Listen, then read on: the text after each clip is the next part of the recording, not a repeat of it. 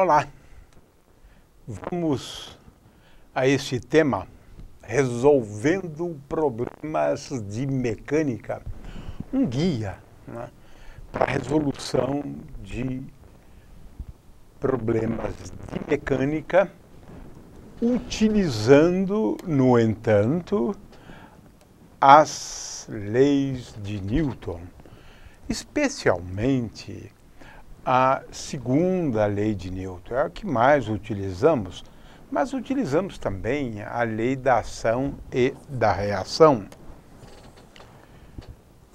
Vamos a alguns passos essenciais. O primeiro é este aqui. Claro que este passo, ele se aplica se você tem dois corpos, três, interagindo entre si. Aí você isola cada um deles. É claro que se eu tenho só um, está resolvido, só tem um. Por exemplo, neste problema aqui, eu tenho dois corpos, um de massa MA e o outro de massa MB. Isolá-los significa isto: considerar o corpo de massa MA e o corpo de massa MB isoladamente. Esse é o primeiro passo.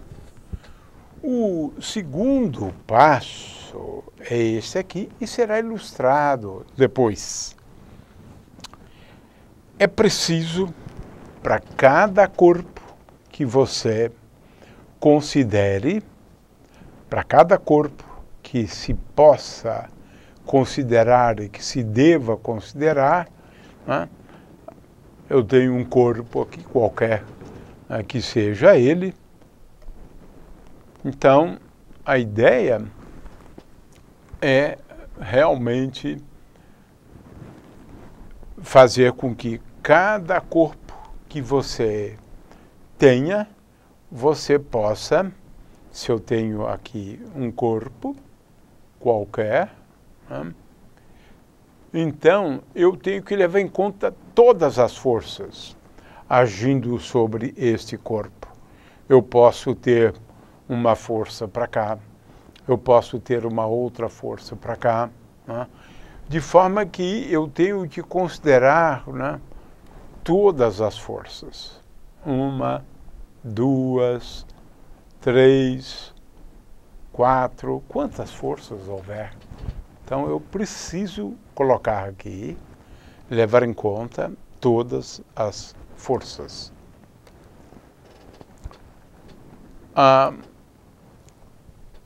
Eu tenho aquele exemplo anterior, né? E veja que neste caso eu tenho agindo sobre este aqui, eu tenho cinco forças. A força normal, né? Essa força T de tração aqui, né, do fio, que você precisa levar em conta, essa força T, né, que está aqui, aquela força N, a força peso, eventualmente a força de atrito. Veja, aqui eu tenho quatro forças. Preciso colocar uma por uma. Neste outro, a situação é mais simples um pouco. Por quê? Eu tenho uma força aqui e outra força aqui, duas. Mas eu preciso desenhar, colocar cada uma das forças. Então, esta é uma etapa importante. Agora, a gente tem que, obrigatoriamente, escolher um referencial, né? Um referencial é isso. É um sistema de dois eixos ortogonais entre si. Em geral, a gente considera só no plano, né? O eixo X, né, e o eixo Y. Então, essa é outra coisa fundamental. Sem isso aqui, não vai dar certo. Não dá para resolver problemas de mecânica sem escolher um referencial. A resposta depende do referencial. Um referencial é tão somente isso, né? Dois eixos. No caso aqui, olha só, eu tenho aqui o meu referencial, está aqui, eixo Y e eixo X. Eu vou reforçar isso, porque isso é sumamente importante, né? Aqui eu tenho o referencial X e aqui o referencial tal que este é o eixo Y. Então, é o referencial com um eixo X, né? Um eixo X, que é esse eixo aqui, eixo X, e esse eixo aqui é o eixo Y. Eu escolhi um referencial e, às vezes, o problema fica simplificado com a escolha do referencial. E, às vezes, ele fica muito mais complicado se eu escolher um referencial errado. Por exemplo, se ao invés de escolher esse referencial, e eu poderia fazer isso, claro, eu escolhesse este outro referencial. Por exemplo, né, vamos imaginar aqui um exemplo. Este outro referencial. Dois eixos, eixo Y e eixo X. Mas se você escolher esse referencial, vai ser muito mais difícil. Por quê? Porque vai ser muito mais difícil fazer as projeções. Aqui eu vou ter projeções de todas as forças ao longo desses eixos. Com uma escolha anterior, esse problema se simplifica. As forças são tais que eu tenho projeções ou ao longo do eixo Y ou ao longo do eixo X. Facilita, facilita. Então, muito cuidado, esse passo é importante e há uma certa sabedoria na escolha do referencial para resolver problemas de mecânica. Neste caso, eu escolhi esse referencial para os dois, para o movimento tanto do corpo A, né, que eu tenho aqui, quanto do corpo B. Eu escolho um referencial só para os dois, né?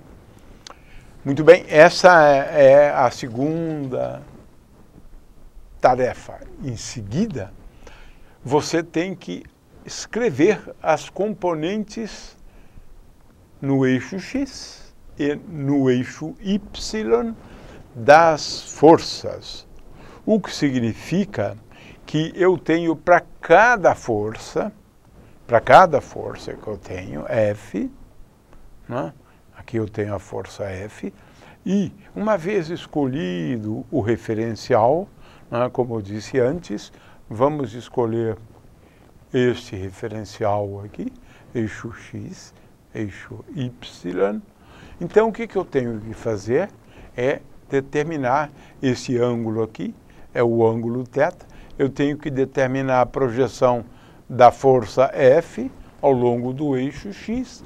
Essa componente X é simplesmente módulo de F vezes cosseno do ângulo θ. A outra componente é a projeção dessa força sobre o eixo Y que eu tenho aqui. E essa componente eu chamo de Fy, e como sabemos, Fy é igual a F, o módulo de F, vezes o seno do ângulo θ. Então, escolhido o referencial, conhecidas as forças, eu vou fazer as projeções das forças e determinar as componentes das mesmas, né? Bem como da aceleração. E em seguida, o que fazemos? Determinamos as componentes, né? As componentes, por exemplo, a componente X da resultante das forças é dado por, veja, é fundamental entender isso, né? É dado pela componente X da força T, que é o próprio T. É o próprio T, porque o ângulo aqui é igual a zero. E eu tenho também, aqui no caso, a força de atrito. A força de atrito. Então, o corpo A tem componentes da força resultante, são 4 forças, né? Que é dado por T menos a força de atrito, que é igual a T menos μ vezes a normal, essa outra força verde aqui. E a componente Y só tem componentes da força normal, né? O eixo Y aqui, ele está para cima, então a componente da normal ao longo do eixo Y é N, porque o ângulo é igual a 0. A componente da força peso, ela está para baixo, precisamos lembrar isso. Ela então é menos PA, menos MA vezes G.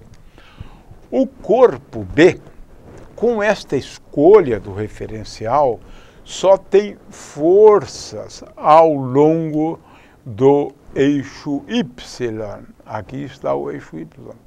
Só tem forças ao longo, só tem componentes da força ao longo do eixo Y. Ele não se movimenta na direção do eixo X. E as componentes da força resultante são, então, no caso do corpo B, a gente tem que levar em conta esta força T, está para cima, e a força peso do corpo B, menos, porque ela está para baixo, menos mB vezes G. Finalmente, tenho que determinar a aceleração, mas aí eu preciso chegar a um conjunto de equações, Para esse problema que eu tenho aqui, né? Eu tenho a componente X. Estou olhando para a lei de Newton, é F menos μ vezes N, F menos a força de atrito, é igual a massa vezes a aceleração vezes A. A aceleração, ela está para cá, Aqui está. O corpo se desloca para cá. Então a aceleração está para cá. A aceleração aqui, como indica, está para cá. Ao longo do eixo Y não tem movimento. Consequentemente, ao longo do eixo Y temos N menos a força peso do corpo A igual a 0. Para o corpo B, eu tenho só uma equação, T menos, ou menos T, inverti aqui, né? Porque agora eu começo com T menos MG menos MB vezes A, o que significa exatamente isso que eu escrevi aqui, né? Então, eu tenho que T, né, menos essa força, menos a força peso, né, é igual a menos mB vezes A. E tem a segunda equação. Somo as duas e eu obtenho uma expressão para aceleração quando tenho atrito. Se não tenho atrito, aqui está a solução. Então, exemplifiquei esses passos todos, e são todos eles absolutamente necessários para que a gente possa resolver problemas de mecânica.